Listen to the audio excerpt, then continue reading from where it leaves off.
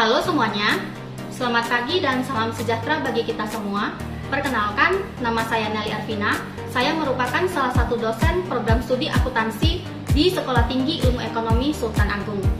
Salah satu mata kuliah yang saya ampu adalah perpajakan dengan bobot 3 SKS di semester 5 program studi akuntansi. Pada kesempatan kali ini, saya akan memaparkan mengenai teknik pengajaran saya yang menggunakan metode DIA atau Delivery, Interaction, and Assessment. Sebelum saya jelaskan lebih lanjut mengenai teknik pengajaran saya, terlebih dahulu saya akan menjelaskan mengenai deskripsi singkat, luaran yang diharapkan, dan mode pembelajaran pada mata kuliah perpajakan yang saya ampu. Perpajakan merupakan mata kuliah yang mempelajari tentang pajak. Mata kuliah ini memberikan pemahaman kepada mahasiswa mengenai dasar-dasar perpajakan, ketentuan umum tata cara perpajakan, serta permasalahan dalam pemungutan pajak. Selain itu, akan dibahas juga secara komprehensif mengenai pajak penghasilan, baik tentang konsep penghasilan maupun konsep penerapan perhitungan pajak penghasilan pasal 21, pasal 22, pasal 23, pasal 24, pasal 25, pasal 26, pasal 28A, dan juga pasal 29. Pada bagian akhir juga akan dibahas mengenai pajak pertambahan nilai dan pajak penjualan atas barang mewah, bea materai, pajak bumi dan bangunan, serta bea perolehan hak atas tanah dan bangunan, serta rekonsiliasi fiskal. Capaian pembelajaran mata kuliah atau CPMK yang diharapkan dengan mengikuti mata kuliah perpajakan ini adalah mahasiswa diharapkan mampu memahami beberapa hal berikut. Yang pertama, mampu menjabarkan, menguraikan, mengemukakan, mengklasifikasikan, mengevaluasi mengenai dasar-dasar perpajakan, ketentuan umum, dan tata cara perpajakan. Yang kedua, mampu menjabarkan, menguraikan, mengemukakan, mengklasifikasikan, mengevaluasi, menghitung, mengaplikasikan, dan menganalisis mengenai pajak pertambahan nilai dan pajak penjualan atas barang mewah, bea materai, pajak bumi dan bangunan, serta bea perolehan hak atas tanah dan bangunan, dan pajak penghasilan sesuai dengan peraturan perpajakan yang berlaku di Indonesia. Dan yang ketiga, mampu mengaplikasikan dan mengimplementasikan kewajiban perpajakan baik untuk wajib pajak orang pribadi maupun badan sesuai dengan peraturan perpajakan yang berlaku di Indonesia.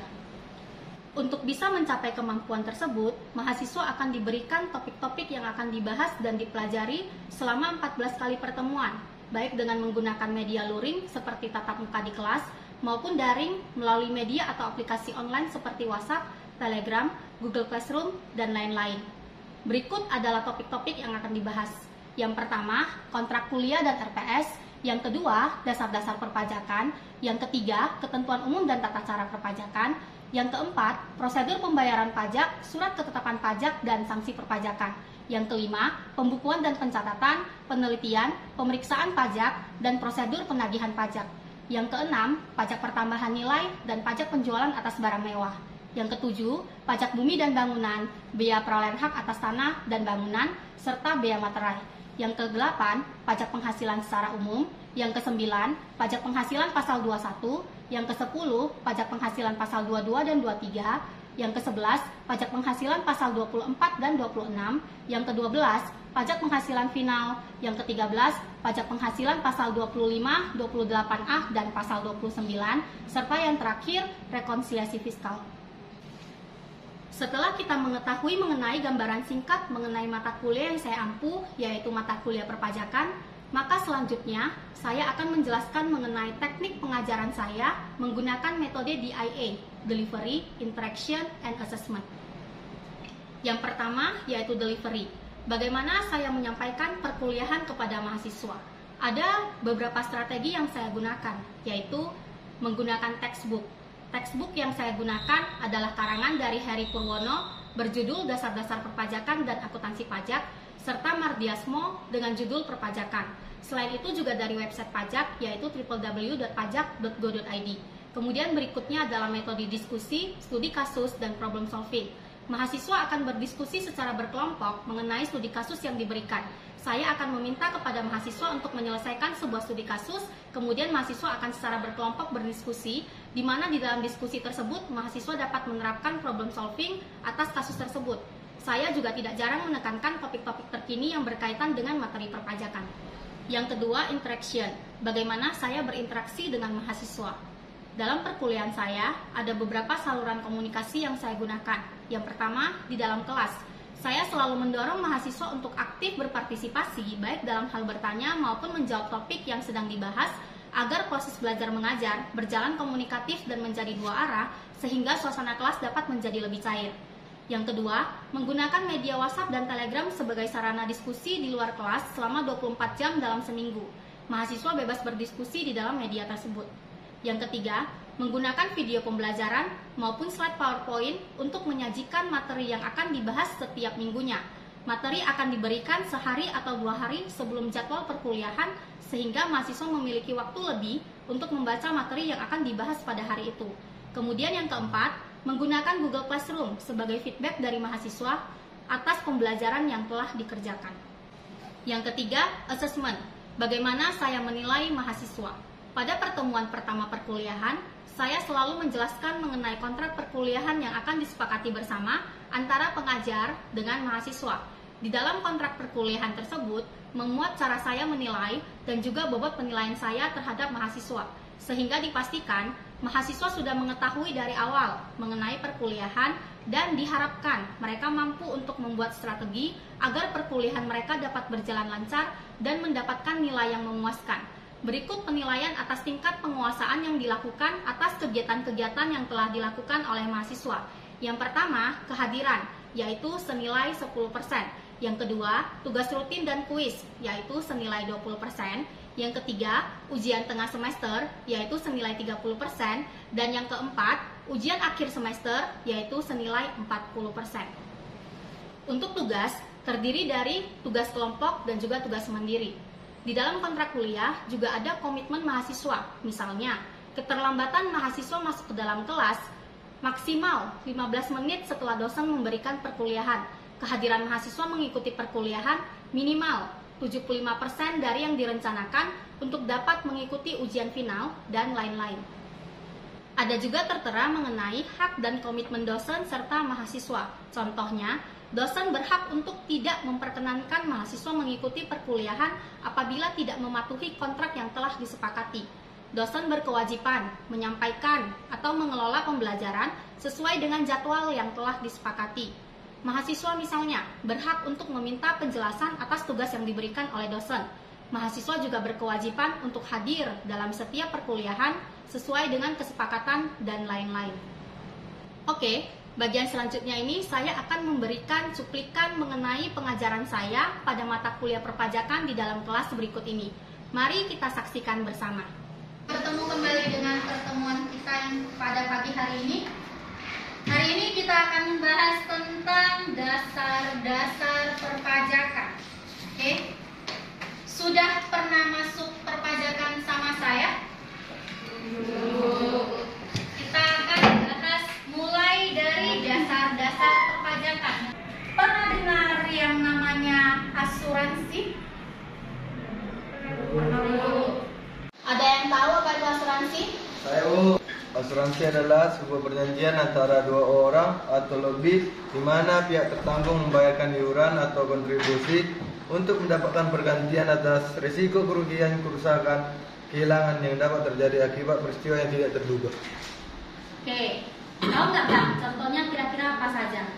Iya, seperti asuransi berkendaraan bermotor, properti, kecelakaan diri, jiwa berjangka, BPJS kesehatan, jiwa seumur hidup, kredit, uang dan harta, dan lain-lain, Bu. Bagus sekali jawabannya ya Bang. Apa contoh asuransi? BPJS. Paling mutlak ya, BPJS kesehatan. Seluruh rakyat Indonesia pasti punya yang namanya BPJS kesehatan. Ini dari pemerintah. Kalau yang dari swasta contohnya Allianz, Prudent, dan lain-lain. Misal, kalau kamu beli BPJS kesehatan, tentunya kamu berharap ketika kamu sakit ada jaminan kesehatannya kan, minimal ketika kamu masuk ke rumah sakit ada yang membayar. Kemudian kalau kamu punya asuransi, apa kewajiban kamu? Harus bayar yang namanya premi. Tidak mungkin kamu dapat jaminan kalau tidak ada yang kamu bayar, tidak ada yang gratis di dunia ini. Kemudian pembayaran premi setiap bulan inilah ketika kamu amit-amit kena sesuatu, maka kamu akan ada jaminannya. Sama juga dengan teori perpajakan yang teori asuransi ini. Di teori asuransi ini, negara berhak memungut pajak karena negara tugasnya adalah untuk melindungi orang dan segala kepentingan, termasuk keselamatan harta benda dan jiwa. Makanya pembayaran pajak menurut teori asuransi ini disamakan dengan pembayaran premi. Karena kamu bayar pajak, maka kamu akan mendapatkan perlindungan negara. Pembagian beban pajak yang harus dipungut dari setiap penduduk itu didasarkan atas kepentingan setiap orang dalam tugas pemerintah. Ada kepentingannya, makanya ada pemungutan pajaknya. Karena ada kepentingan, maka dipungut pajaknya. Kemudian yang ketiga, teori asas gaya pikul. Ini boleh dikatakan sebagai teori keadilan. Menurut teori asas gaya pikul, beban pajak harus sama beratnya bagi setiap orang sesuai dengan gaya pikulnya masing-masing. Jadi kalau misalnya kamu punya penghasilan contoh 10 juta, tentu pajak yang kamu bayar berbeda dengan orang yang punya penghasilannya 1 juta. Misalnya kalau 10 juta kamu bayarnya 1 juta contoh, maka yang 1 juta mungkin kamu bayarnya 100.000. Tidak mungkin 10 juta bayarnya 1 juta, 1 juta bayarnya juga 1 juta. Kenapa nanti dia, ya kan? Maka berdasarkan asas gaya pikul. Kemudian yang keempat ada namanya teori kewajiban pajak mutlak. Kalau menurut teori ini, karena sifat negara bersifat mutlak, maka timbul hak negara untuk memungut pajak. Ini menurut teori kewajiban pajak mutlak. Karena sifat negara lah, maka timbul hak mutlak bagi negara untuk memungut pajak terhadap rakyatnya. Ini menurut teori kewajiban pajak mutlak atau teori bakti. Rakyat berbakti kepada negara. Ada yang tahu apa itu pajak? Saya, Bu. Pajak merupakan kontribusi wajib dari orang atau badan terhadap negara yang sifatnya memaksa sesuai dengan undang-undang tanpa adanya imbalan secara langsung. Pajak tersebut oleh pemerintah dipergunakan sebesar-besarnya untuk kemakmuran rakyat. Oke Kak, kira-kira apa saja contoh pajak itu? Pajak penghasilan, pajak pertambahan nilai, pajak bumi dan bangunan, dan lain-lain. Kemudian ada yang namanya definisi pajak. Definisi pajak menurut para ahli, salah satunya adalah Leroy Beaulieu. Leroy Beaulieu ini adalah seorang sarjana dari Prancis. Di tahun 1906 dia menyatakan pajak adalah bantuan baik secara langsung maupun tidak langsung yang dipaksakan oleh kekuasaan publik dari penduduk atau dari barang untuk menutup belanja pemerintah. Jadi menurut si Leroy Beaulieu ini, pajak itu sebenarnya adalah bantuan, tapi yang sifatnya memaksa.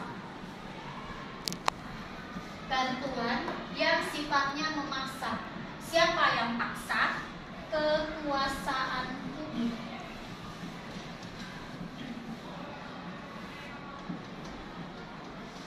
Dipaksakan kepada siapa? Kepada rakyatnya atau masyarakatnya.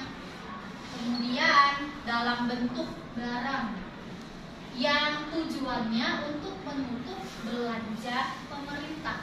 Inilah menurut dari si Leroy Beaulieu. Kemudian yang kedua ada yang namanya Dr. Suparman Sumahamijaya. Dr. Suparman Sumahamijaya ini dari Universitas Padjadjaran Bandung.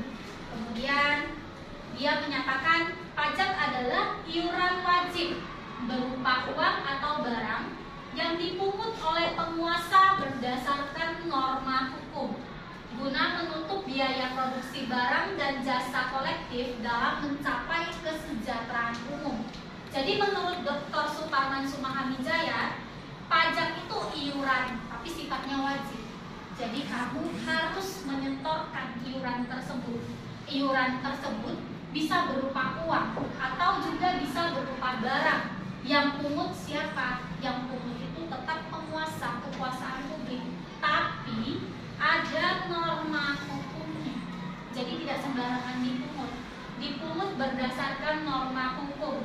Kegunaannya untuk menutup biaya produksi barang dan jasa kolektif yang nanti tujuan akhirnya adalah untuk mencapai kesejahteraan umum. Kemudian yang berikutnya ada Profesor Dr. PJA Adriani. Beliau pernah menjabat sebagai Guru Besar Hukum Pajak Universitas Amsterdam. Kemudian menurut beliau dikatakan pajak adalah iuran kepada negara yang dapat dipaksakan. Kemudian yang terutang oleh mereka yang wajib membayarnya. Jadi pajak itu iuran kepada negara, tapi hanya kepada orang-orang yang punya utang. Kemudian mereka yang punya utang itu wajib membayarnya. Kemudian dibayar tapi ada peraturannya. Jadi sama seperti Dr. Suparman tadi, ada norma hukumnya, ada peraturannya. Tetapi oleh Profesor Dr. PJ Adrian ini bilang tidak mendapatkan prestasi kembali yang langsung dapat ditunjuk. Jadi ketika kamu sudah bayar pajak, kamu tidak akan dapat yang namanya keuntungan secara langsung. Contoh misalnya di depan rumah kamu lampunya rusak, lampu jalan. Kamu berharap diperbaiki, jadi kamu langsung bayar pajak, berharap besoknya lampu jalan kamu ini diperbaiki. Tidak mungkin, karena dia tidak mendapatkan prestasi kembali. Tapi mungkin saja uang yang kamu bayarkan itu akan dipakai untuk keperluan lain yang sama-sama untuk kesejahteraan umum. Kemudian guna pembayaran tersebut adalah membiayai pengeluaran umum terkait dengan tugas negara dalam menyelenggarakan pemerintahan. Jadi dari beberapa pengertian para ahli tersebut, ada definisi pajak yang sudah disahkan oleh pemerintah dalam Undang-Undang Perpajakan. Menurut pasal 1 angka 1 Undang-Undang nomor 28 tahun 2007, pengertian pajak itu adalah kontribusi wajib. Dia tidak katakan iuran, dia katakan kontribusi. Berarti ada andilmu, ada ikut bagian kamu. Tapi sifatnya wajib. Kepada negara, kamu bayarnya kepada negara. Yang terutang oleh orang pribadi atau badan. Jadi pajak itu tidak semua orang bayar. Yang bayar itu adalah orang yang punya utang pajak.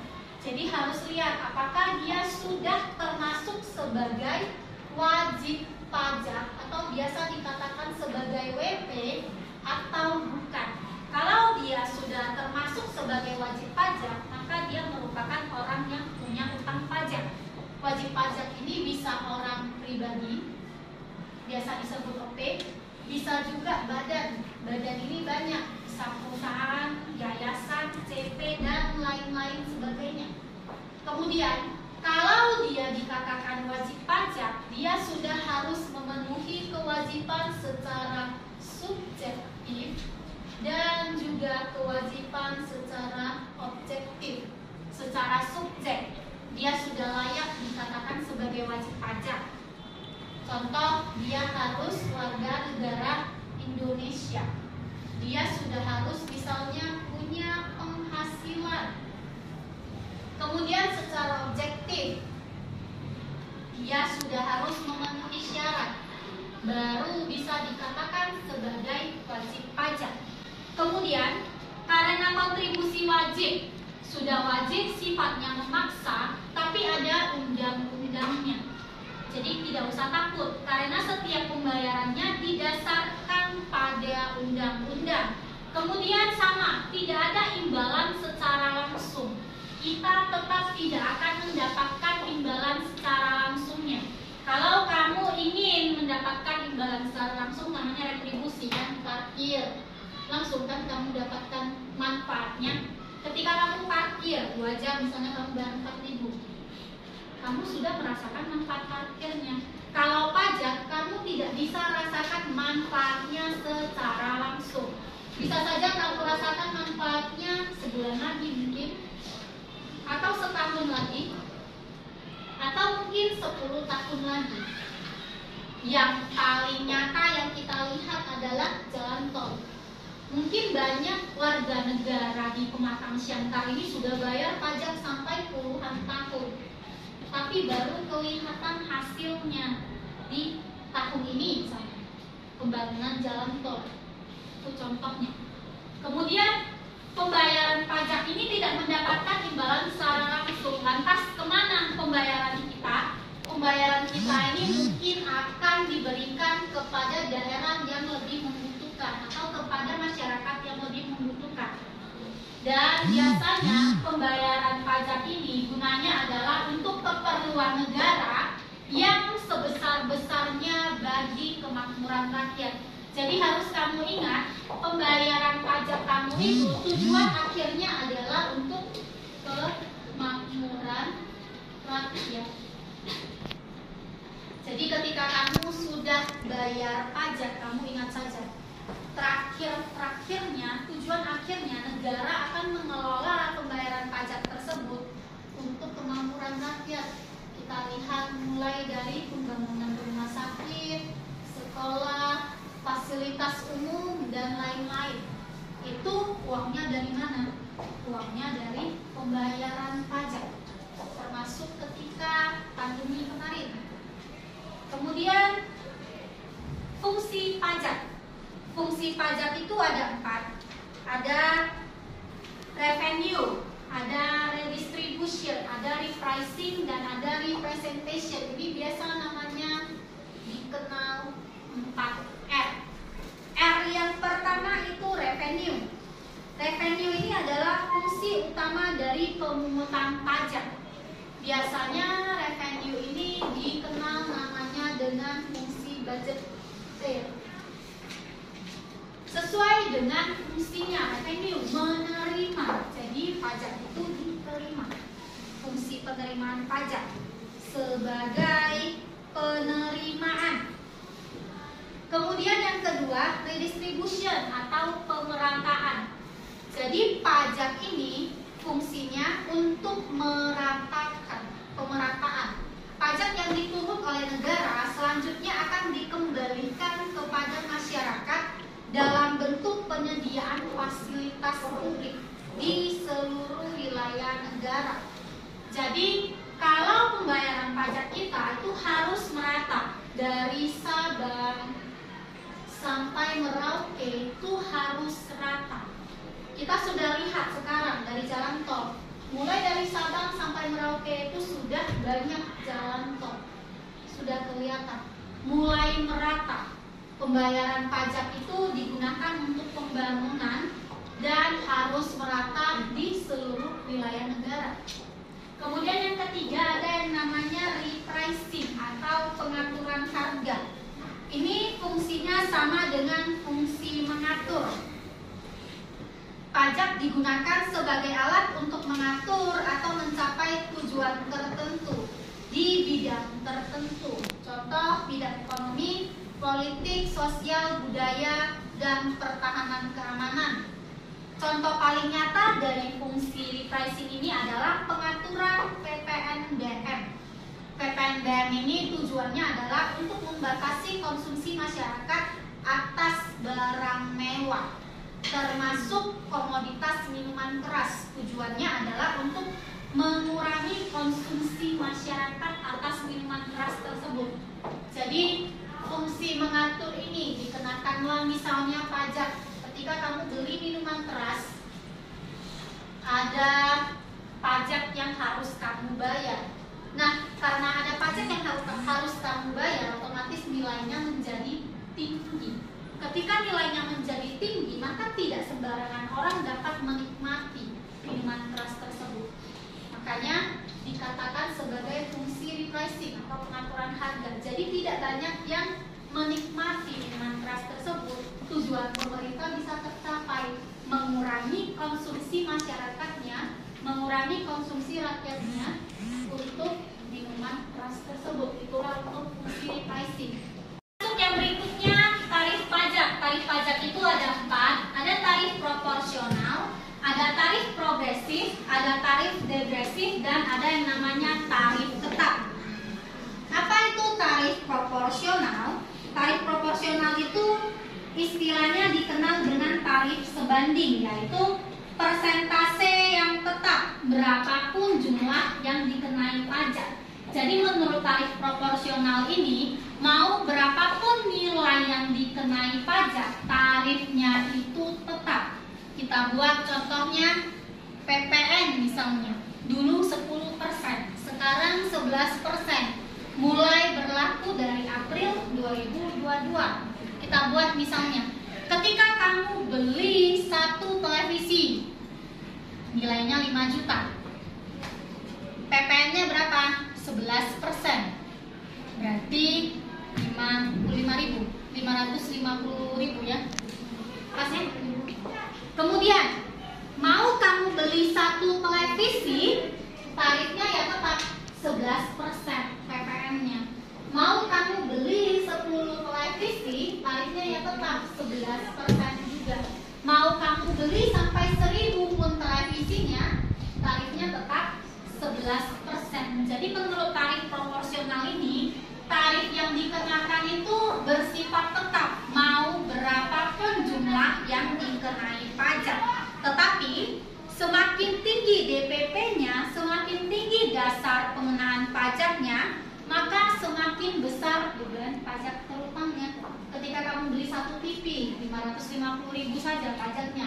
Ketika kamu beli 10, jadi 5.500.000. Ketika kamu beli 1.000, ini mungkin sudah 550 juta. Jadi semakin banyak nilainya, semakin tinggi dasar pengenaan pajaknya, semakin tinggi juga pajak yang dibayar. Itulah yang disebut namanya dengan tarif proporsional. Penjelasan saya sampai di sini. Kemudian ada tugas yang harus kamu kerjakan. Buatlah ringkasan tentang pengertian pajak dan penggolongan pajak. Kemudian dikumpulkan minggu depan. Sampai di sini ada yang mau kamu tanya? Oke, jika tidak ada, maka pertemuan kita akhiri sampai di sini. Selamat siang dan sampai